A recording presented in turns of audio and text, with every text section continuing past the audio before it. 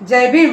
भारतीय संविधानाचे शिल्पकार प्रज्ञासूर्य डॉक्टर बाबासाहेब आंबेडकर यांची जयंती म्हणजे आपल्या सर्वांसाठी चैतन्याचा आणि प्रेरणेचा दिवस।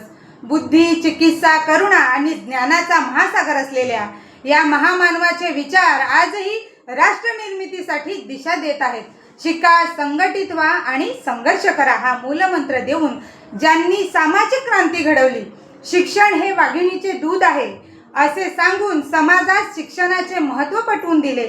रक्ताचा एकही थेंब न सांडता आपल्या बुद्धी कौशल्याच्या जोरावर लोकशाही मार्गाने सामाजिक क्रांती घडवून शोषित, वंचित, पीडित, दलित व सर्वसामान्य यांना त्यांचे मूलभूत हक्क अधिकार मिळवून देऊन माणूस म्हणून जगण्याचा अधिकार मिळवून दिला।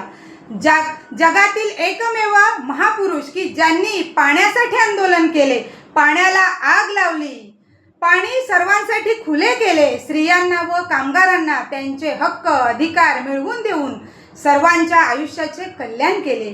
गरीब असो वा श्रीमंत सर्वांना मतदानाचा समान अधिकार देऊन लोकशाही भक्कम केली। म्हणून मला इथे म्हणावेसे वाटते की उद्धारली कोटी कुळे भीमा तुझ्या जन्मामुळे।